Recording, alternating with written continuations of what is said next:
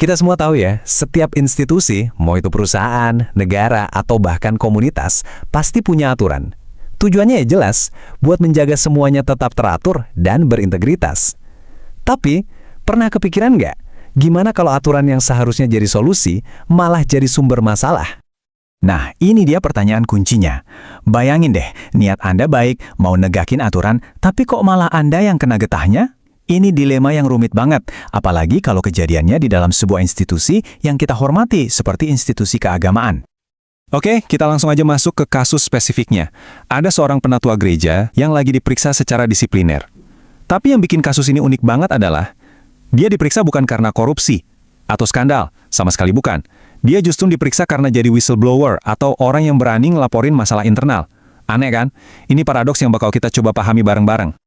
Biar kita paham betul duduk perkaranya, kita perlu bedah ini lapis demi lapis. Kita mulai dari bagian pertama. Kita akan lihat dilema yang dihadapi si pelapor ini. Gimana rasanya terjebak antara loyalitas ke institusi sama keharusan buat mengungkap sebuah kebenaran.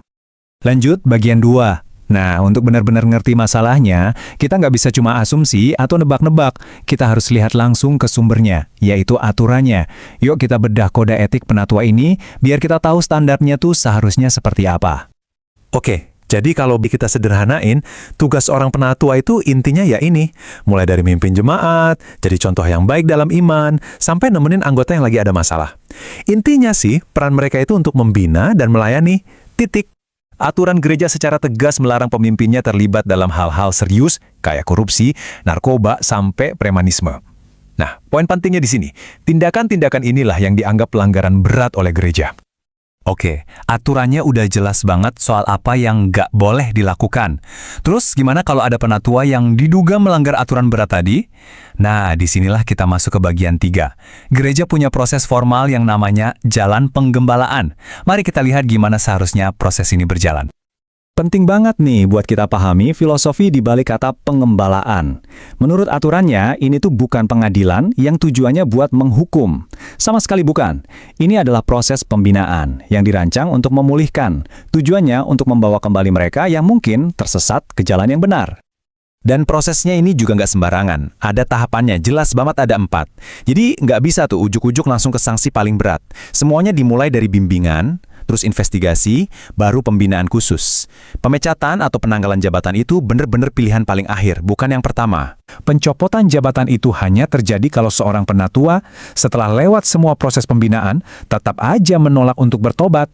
Jadi, sekali lagi ya, ini bukan langkah awal, tapi konsekuensi final.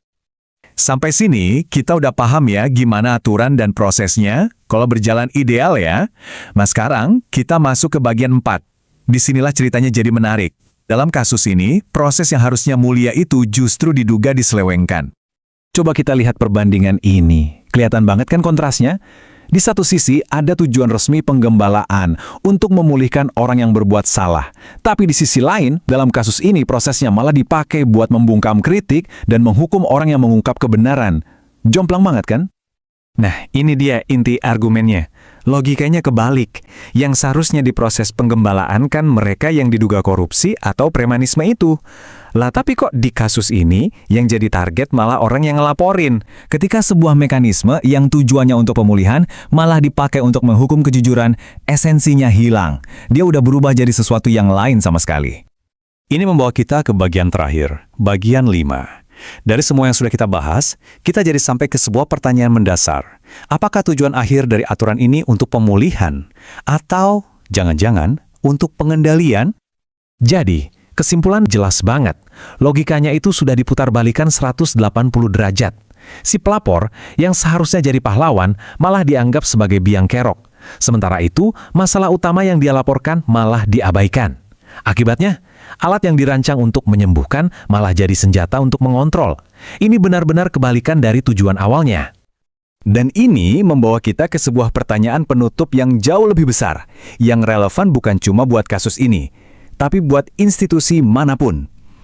Gimana caranya kita bisa memastikan kalau aturan-aturan yang kita buat itu beneran berfungsi sebagaimana mestinya, untuk membangun dan memulihkan, bukan malah jadi alat untuk membungkam dan menghancurkan? Sebuah pertanyaan yang bagus untuk kita renungkan bersama.